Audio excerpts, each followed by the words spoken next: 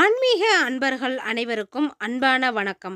நம்மளோட சேனல்ல தொடர்ந்து நிறைய ஆன்மீகம் சம்பந்தமான பல வீடியோ பதிவுகள் தாங்க பார்த்துக்கிட்டே இருக்கோம். அந்த வரிசையில் நாம் இன்னைக்கு என்ன பதிவு பார்க்க போகிறோம் அப்படின்னா, நவம்பர் 15ஆம் தேதி சனி வக்கர நிவர்த்தி ஆகியிருக்குங்க. இதுக்கு பிறகு எந்த மாதிரியான பலன்களை சிம்மராசிக்காரங்க அனுபவிக்க போகிறாங்கன்னு பார்க்கலாம். இதோடு நட்சத்திர பலன்கள் எப்படி அமைஞ்சிருக்குன்னு பார்க்கலாங்க. ஸோ வீடியோவை ஸ்கிப் பண்ணாமல் முழுசாக பார்த்து பயன்பெறுங்க. பொதுவாகவே சனி என்ற வார்த்தையை கேட்டாலே எல்லோருக்கும் ஒரு பயம் வருங்க. அந்த அளவுக்கு நாம் சனி பகவானை பார்த்து பயந்துக்கிட்டு இருக்கோம். ஆனால் உண்மையில் சனி பகவான் அந்த அளவுக்கு பயமுடுத்தக்கூடியவரா அப்படின்னு பார்த்தா நிச்சயமாக இல்லைங்க. நாம் செய்கிற தவறுகளுக்கு தண்டனை தந்து நம்மை நல்ல வழிப்படுத்துபவர் தாங்க இந்த சனி பகவான். வேகமாக செல்லும் நம் வாழ்க்கை சக்கரத்தை தடுத்து நிறுத்தி நாம் எதுக்காக இந்த பூமிக்கு வந்தோம், நம்மோட இலக்கு என்ன அப்படின்னு நமக்கு தெளிவுபடுத்துவார். சனீஸ்வரர் நவகிரகங்களில் ஒருவர். இவருக்கு மந்தன், சனைச்சரன் என்ற பெயர்களும் இருக்குங்க. நவகிரகங்களில் எந்த கிரகத்துக்கும் இல்லாத ஒரு தனி சிறப்பு சனிக்கு உண்டு. சனி பகவான் பூமியை சுற்றி வருவதற்கு 30 வருடங்கள் ஆகுமாம். ஒரு லக்னத்தில் இருந்து இன்னொரு லக்னத்துக்கு செல்ல அதிக காலம் எடுத்துக்கொள்ளும் ஒரே கிரகம் இந்த சனி பகவான் தாங்க. 7.5 சனி, அஷ்டம சனி ஆகியவற்றின் வழியாக வாழ்க்கையின் அனுபவத்தையும் புரிதல்களையும் செய்யக்கூடியவர் தான் இந்த சனி பகவான். எல்லோரும் 7.5 சனியை பார்த்து தான் அதிகமாக பயப்படுவாங்க. உண்மையில் அஷ்டம சனி தாங்க ஒருவருக்கு அவமானங்களையும் அலைச்சலையும் தேடித்தரும். வாழ்க்கையின் எல்லா பிரச்சனைகளையும் எதிர்த்து போராடும் துணிச்சலையும் அனுபவங்களையும் தருவாரே தவிர சனி பகவான் எந்த ஒரு சூழ்நிலையிலும் ஒருவரை கைவிட மாட்டார். சூரியனுக்கும் சாயாதேவிக்கும் பிறந்தவர்தான் இந்த சனி பகவான். இவர் யமதர்மராஜனின் சகோதரன் ஆவார். தர்மம், அர்த்தம், காமம், மோஷம் ஆகிய 4க்கும் இவரே காரகன் ஆவார். சனி ஒருவர் ஜாதகத்தில் ஆட்சியாகவோ உச்சமாகவோ இருந்தால் அவர் எல்லாவித சகல சௌபாக்கியங்களும் பெற்று உரிய வாழ்க்கையை வாழ்வார் அப்படின்னு சொல்லப்படுதுங்க. அதுவே ஒருவரோட ஜாதகத்தில் சனி பகவான் பகையாகவோ நீச்சமாகவோ இருந்தால் அந்த ஜாதகர் ஒரு காலகட்டத்தில் துன்பம், தோல்வி இப்படின்னு அனுபவிப்பாங்க. மற்ற கிரகங்களின் வலிமை இருந்தால் மட்டும்தாங்க இந்த பலன்கள் எல்லாமே சாதகமாக மாறும். இவர் 2.5 ஆண்டுகள் ஒரு ராசியில் சஞ்சரிப்பார். ஒருவரது ஜென்ம ராசிக்கு முந்தைய ராசியில் இவர் சஞ்சரிக்கும் போதே அந்த ஜாதகருக்கு 7.5 சனி ஆரம்பிச்சிடுங்க. அங்கே இருந்து ஜென்ம ராசிக்கு வந்து அதுக்கப்புறம் ஜென்ம ராசிக்கு அடுத்த ராசியில் சஞ்சரித்து முடியும் வரை 7.5 வருடங்கள் இதுதாங்க. இதைத்தான் மங்கு சனி, தங்கு சனி, பொங்கு சனி அப்படின்னு பிரித்து பலன் சொல்லுவாங்க.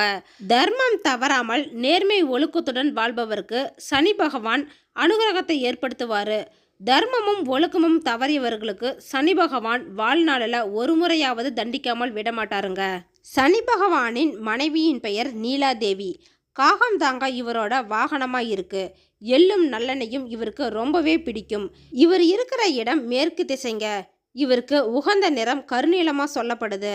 அதோடு மனித உடலில் பித்தம், நரம்பு மண்டலம் ஆள்பவர் தாங்க இவர். சனி கொடுத்தாலும் சரி கெடுத்தாலும் சரி அதை யாராலும் தடுக்க முடியாதுங்க.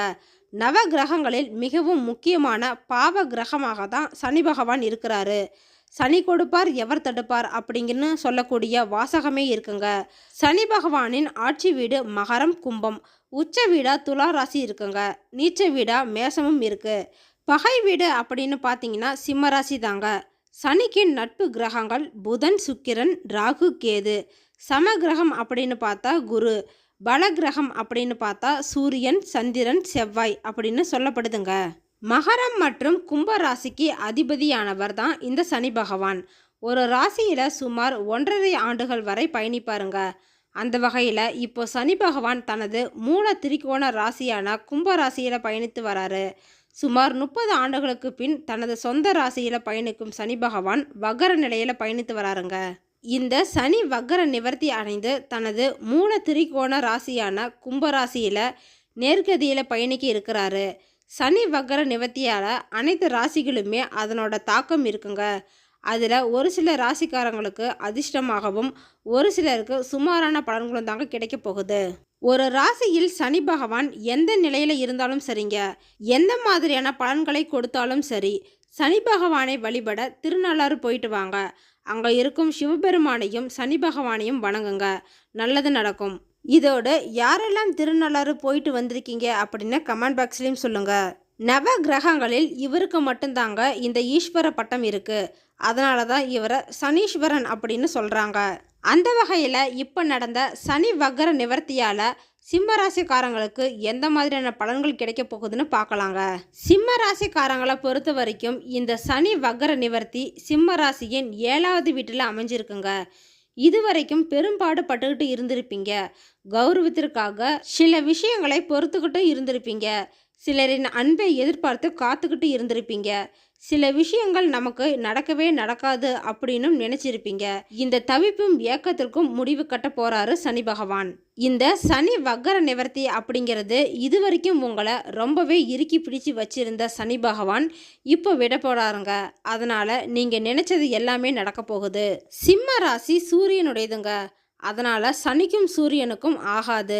சனி பகவான் எல்லா விஷயத்திலும் எல்லா நேரத்திலும் கரெக்டாக நடந்துக்குவாரு. அதனால தான் சூரியனுக்கும் சனிக்கும் ஒத்து வராது.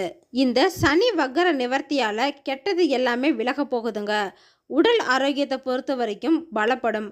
இதுவரைக்கும் இருந்து வந்த பிரச்சனைகள் எல்லாமே சரியாகி நவம்பர் 15ஆம் தேதிக்கு மேலே உங்கள் உடல்நிலை சிறப்பாக இருக்க போகுது.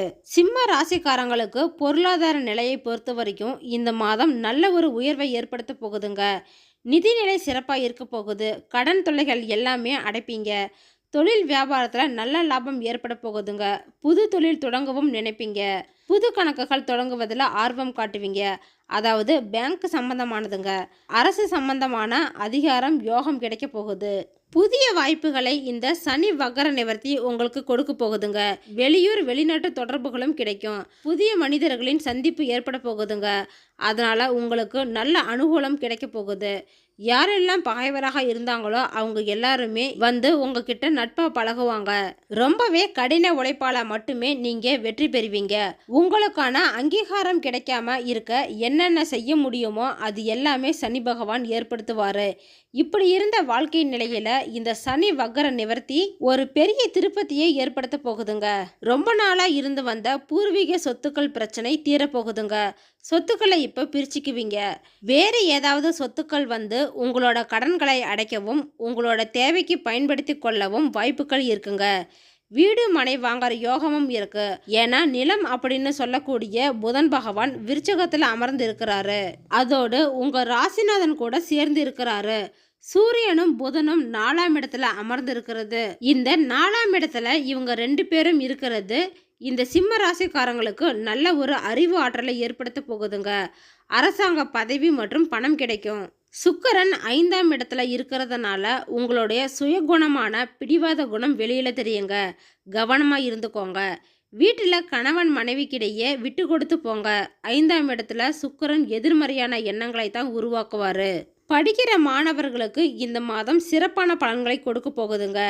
அதோடு நீர் சம்பந்தமான விஷயத்தில் கவனமாக இருந்துக்கோங்க. 7ஆம் இடத்துல சனி பகவான் வீற்று இருக்கிறாரு. சங்கடங்கள் எல்லாமே தீர்ந்து போக போகுதுங்க. நல்லதுக்கு மேல் நல்லது எல்லாம் தான் நடக்க போகுது. மற்றவர்களின் உதவியும் உங்களுக்கு கிடைக்கும். மகம் நட்சத்திரத்தில் பிறந்தவங்க இந்த மாதம் வீண் மனக்கவலைகள் எல்லாமே உண்டாகுங்க. எதிர்பாராத செலவுகளும் ஏற்படலாம். அலைச்சலால் சரியான நேரத்துக்கு உணவு சாப்பிட முடியாமல் இருக்கும். பணவரவு அதிகமாக இருக்க போகுதுங்க. வாக்கு வன்மையால் காரியங்கள் அனுகூலம் ஏற்படும். பூரம் நட்சத்திரத்தில் பிறந்தவங்களுக்கு இந்த மாதம் தொழில் வியாபாரத்தில் எதிர்பாராத போட்டிகள் ஏற்படுங்க. தொழில் வியாபாரத்தில் அதிக முதலீடு செய்யறதுக்கு முன்னாடி கொஞ்சம் யோசிச்சு செய்யுங்க. கடன் விஷயங்களிலும் கொஞ்சம் கவனமாக இருந்துக்கோங்க. பழைய பாக்கிகள் கொஞ்சம் தாமதமாக தாங்க வந்து சேரப்போகுது. உத்தியோகத்தில் இருக்கிறவங்களுக்கு வீண் அலைச்சல் இருக்கும். உத்திராடம் நட்சத்திரத்தில் பிறந்தவங்க இந்த மாதம் குடும்பத்தில் திடீர் கருத்து வேறுபாடுகள் ஏற்படலாங்க. விருந்தினர்களின் வருகையால செலவு அதிகமாகும். வண்டி வாகனத்துல செல்லும் போது கொஞ்சம் கவனமா இருந்துக்கோங்க. வக்கரமா இருந்த சனி ஜூன் மாதத்துல இருந்து இந்த நவம்பர் மாதம் வரைக்கும் உங்களுக்கு ஒரு வழி செஞ்சிருப்பாருங்க. எதை எடுத்தாலும் தோல்வியும் தடங்களும் வந்திருக்கும். பணவரவு இருந்தாலும் கூட அதை விட அதிக செலவுகள் தாங்க ஜாஸ்தியாக இருந்திருக்கும். ஆனால் இப்போ அந்த நிலை மாறப்போகுது. இந்த சனி வக்கர நிவர்த்தி உங்களுக்கு எல்லாமே வெற்றியை ஏற்படுத்த போகுதுங்க. இந்த காலகட்டத்தை உங்களுக்கு நல்ல ஒரு அங்கீகாரம் கிடைக்க போகுது. இது மாதிரியான பலன்கள் தாங்க சனி வக்கர நிவர்த்திக்கு பிறகு சிம்ம ராசிக்காரங்க அனுபவிக்க போறாங்க. இந்த மாதம் நல்லது மட்டுமே நடக்க பரிகாரமாக சிவன், அனுமன், விநாயகர் இவங்க எல்லாரையும் வழிபடுங்க. சிறப்பான மாதமா அமையும். ஓகே ஃப்ரெண்ட்ஸ், இந்த வீடியோ உங்களுக்கு பிடிச்சிருந்தா லைக் பண்ணுங்கள், ஷேர் பண்ணுங்கள், கமெண்ட் பண்ணுங்கள். அதோடு உங்கள் ஃப்ரெண்ட்ஸ் அண்ட் ஃபேமிலிக்கும் ஷேர் பண்ணுங்கள். நம்ம சேனலை ஃபஸ்ட் டைம் பார்க்குறீங்க அப்படின்னா சப்ஸ்கிரைப் பண்ணி வச்சுக்கோங்க. கூடவே பெல் ஐக்கனையும் கிளிக் பண்ணி வச்சுக்கோங்க.